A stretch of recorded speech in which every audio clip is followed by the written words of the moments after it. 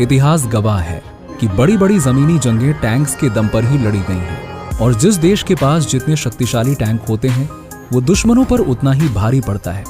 आज युद्ध के मैदान में टैंक ग्राउंड फोर्सेस के लिए एक बैकबोन बन गया है, जिसके इस्तेमाल से सेना की पावर और भी ज्यादा बढ़ जाती है। लेकिन इस टैंक में ऐसा क्या है जो ये पल भर में सैकड़ों दुश्मनों का सफाया कर देता है? इसके अंदर एक टाइम पर कितने लोग बैठ सकते हैं और आखिर ये काम कैसे करता है? आइए आज की वीडियो में जानते हैं। पर वीडियो शुरू करने से पहले हमारी गुजारिश है कि हमारे चैनल को सब्सक्राइब जरूर करें, क्योंकि इस तरह का कंटेंट बनाने में हमारा बहुत सारा टाइम और एफर्ट लगता है और आपके एक सब्सक्राइब करने से हमें ऐसे ही काम करने का एनकरेजमेंट मिलेगा। तो चलिए अब वीडियो स्टार्ट करते हैं। दोस्तों, टैंक्स बेसिकली 3 तरह के होते हैं, जिसमें पहला है M1, जिसे पहली बार 1980 में यूज किया गया था। इसके बाद M1A1 1986 और M1A2 1992 से इस्तेमाल हो रहा है। ये सारे टैंक्स बाहर से काफी सिमिलर नजर आते हैं, लेकिन वक्त के साथ साथ इन्हें अंदर से काफी एडवांस बनाया गया है। आज की वीडियो में हम सिर्फ M1A2 के बारे में जानेंगे कि आखिरकार ये काम कैसे करता है। अगर हम स्पेसिफिकेशंस के बारे में बात करें तो इसकी height 8 feet, length 32 feet and width 12 feet होती है। वहीं वेट को देखें तो वो 68 US टन्स होता है, जो लगभग 35 कार्स के वजन जितना है। और इस वेट के साथ भी ये 42 माइल्स पर आवर की स्पीड पर दौड़ता है। M1A2 की फ्यूल कैपेसिटी 500 गैलन्स की है, जबकि नॉर्मल कार्स की ऑन एन एवरेज 16 गैलन्स होती है। मगर आपको बता दें कि M1A2 को इतने ज्यादा फ्यूल की एक्चुअल में रिक्वायरमेंट होती है, क्योंकि 1 गैलन फ्यूल में ये सिर्फ 0.6 माइल्स ही चल सकता है, जो कार्स या इवन दूसरे हैवी व्हीकल्स के कंपैरिजन में भी काफी कम है। अब हम इसके दूसरे फीचर्स की बात कर लेते हैं। तो दोस्तों, इसमें कैटरपिलर ट्रैक्स लगे होते हैं। ईच साइड 7 व्हील्स होते हैं। मेन बॉडी जिसे हल कहा जाता है और टरेट जो टॉप पर लगा होता है, ये स्पिन करता है। साथ ही इसका काम वेपन्स और अदर इक्विपमेंट्स को होल्ड करना भी है। वहीं इस टैंक के इंजन को पिछले हिस्से में रखा जाता है। लेकिन सवाल यह है कि आखिरकार कितने लोग टैंक के अंदर मौजूद होते हैं? तो दरअसल टरेट में 3 और टैंक के फ्रंट में 1 पर्सन मौजूद होता है। Caterpillar tracks. तो अभी तक हमने टैंक्स के आउटसाइड स्ट्रक्चर के बारे में जाना, लेकिन अब थोड़ा और डेप्थ में जाते हैं और कैटरपिलर ट्रैक्स के बारे में जानते हैं, जिन्हें टैंक ट्रीट्स के नाम से भी जाना जाता है। कैटरपिलर ट्रैक्स को स्टील और रिप्लेसेबल रबर पैड्स के साथ बनाया जाता है। अब आते हैं इसके व्हील्स पर। तो टैंक के ईच साइड पर 7 रोड व्हील्स लगे होते हैं, जो आगे मौजूद आइडलर व्हील और पीछे ड्राइव स्प्रॉकेट के जरिए ऊपर उठते हैं। ड्राइव स्प्रॉकेट में गियर टीथ भी बना होता है, जिसे इंजन से पावर दी जाती है। जब ये घूमता है तो अपने साथ इंटायर ट्रैक को रोटेट करता जाता है, जिस वजह से सारे रोड व्हील्स चलने लगते हैं। अब हम कैटरपिलर ट्रैक्स का मेन रोल देखें तो इसका काम टैंक को रफ सरफेस पर आसानी से मूव करना है। इसकी मदद से बड़े बड़े बैरियर्स को भी टैंक आसानी से क्रॉस कर जाता है। Surface area and more tracks. जो रेगुलर 4 पहियों वाली गाड़ियां होती हैं, उनका जमीन से कांटेक्ट वाला एरिया लिमिटेड होता है, इसीलिए किसी भी गड्ढे में आसानी से फंस जाती है।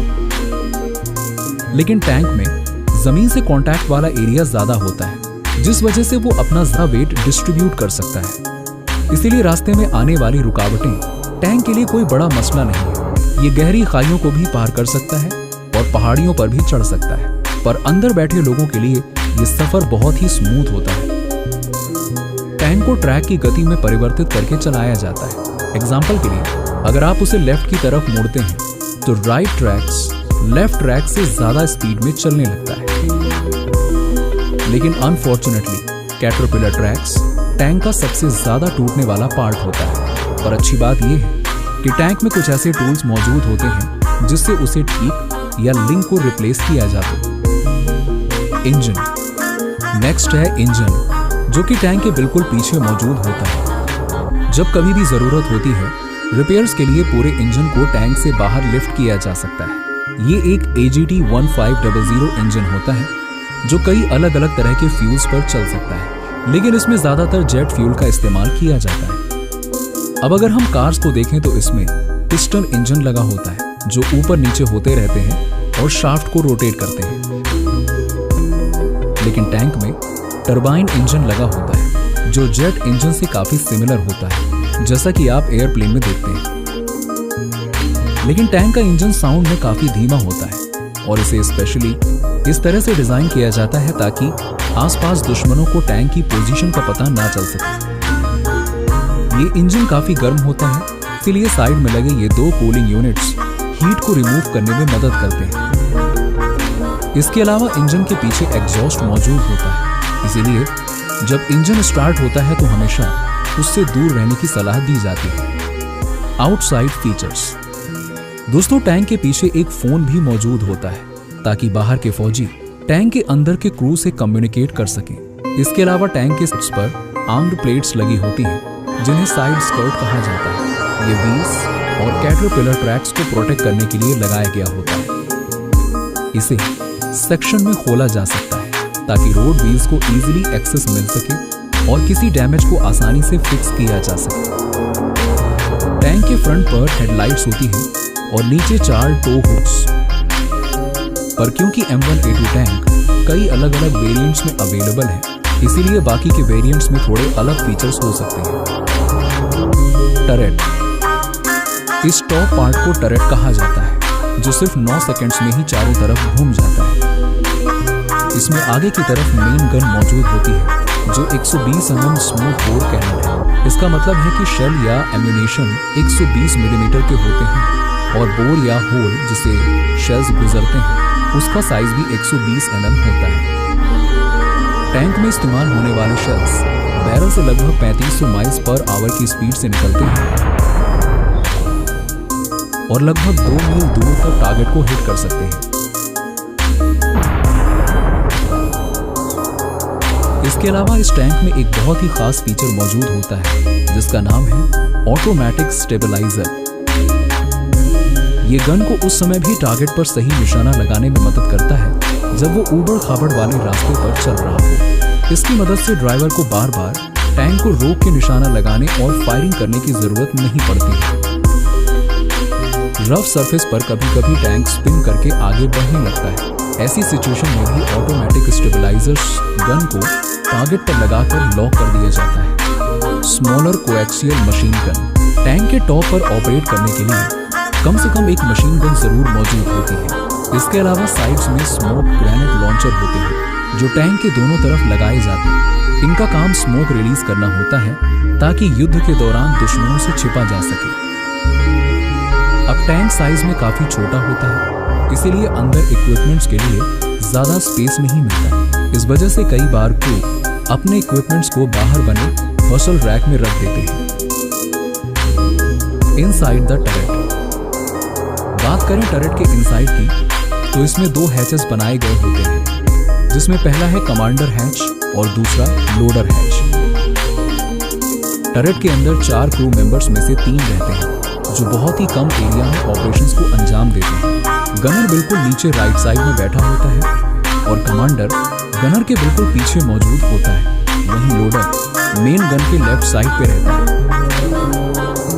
जब टैंक का टरेट रोटेट होता है तो उसके साथ साथ अंदर मौजूद तीनों क्रू मेंबर्स भी रोटेट होते हैं, क्योंकि टरेट के नीचे एक बास्केट जैसा बना होता है जिसे टरेट बास्केट कहा जाता है और इसी में तीनों क्रू मौजूद होते हैं। अब चूंकि ये बास्केट टरेट से कनेक्ट होता है तो जब ऊपर का पार्ट रोटेट होता है तो अंदर मौजूद हर एक चीज उसी दिशा में घूम जाती है।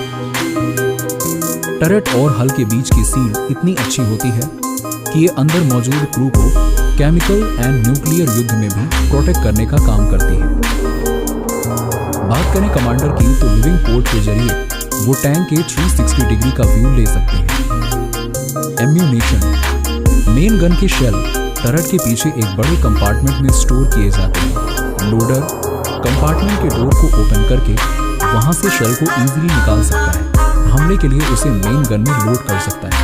अब चूंकि ये सिर्फ एक हाथ की दूरी पर मौजूद होता है, इसीलिए युद्ध के दौरान इसे तेजी से निकाल के लोड किया जा सकता है। इस कंपार्टमेंट को इस तरह से डिजाइन किया जाता है कि अगर उसमें रखे शेल में आग लग गई तो कंपार्टमेंट के ऊपर का पैनल ब्लास्ट कर जाए। असल में ऊपर का पैनल बाकी के साइड से कमजोर बना होता है ताकि ब्लास्ट ऊपर की तरफ जाए, ना कि टर्रेट में जहां क्रू मौजूद होते हैं। ड्राइवर। टैंक का ड्राइवर सबसे फ्रंट में होता है। यहाँ एक हैच होता है जिसका इस्तेमाल अंदर जाने के लिए किया जाता है। यहाँ पर भी टर्रेट के जैसे ही बहुत ज्यादा स्पेस नहीं होता, इसीलिए ड्राइवर को सीट पर लेटना होता है। यहाँ पर कंट्रोल्स होते हैं और इस जगह नीचे की तरफ 2 ब्रेक पैडल्स अटैच्ड होते हैं। इस टैंक में गैस पैडल नहीं होता है। एक्सेलरेशन और स्टीयरिंग के लिए सिर्फ 2 हैंडल बार्स दिए गए होते हैं। इसके अलावा ड्राइवर के पास पेरिस्कोप भी होते हैं जो उन्हें 120 डिग्री फील्ड का व्यू प्रोवाइड करते हैं। अब वैसे तो यूजुअली ड्राइवर फ्रंट के हैच से टैंक में एंटर करते हैं, लेकिन जरूरत पड़ने पर टर्रेट में भी चढ़ सकते हैं। उसके बाद एक छोटे से दरवाजे के जरिए बास्केट और फिर सीट तक पहुंच सकते हैं। तो दोस्तों ये थी टैंक, उसके फंक्शंस और फीचर्स के बारे में डिटेल्ड इंफॉर्मेशन। आई होप कि आपको वीडियो इन्फॉर्मेटिव लगी होगी। इसी के साथ ही हम आज का वीडियो एंड करते हैं। वीडियो अच्छी लगी हो तो इसे लाइक करें और शेयर जरूर करें, और अगर आप चैनल पर नए हैं तो सब्सक्राइब भी जरूर करें। मिलते हैं जल्दी ऐसी ही एक और इन्फॉर्मेटिव वीडियो में। तब तक के लिए good bye and take care.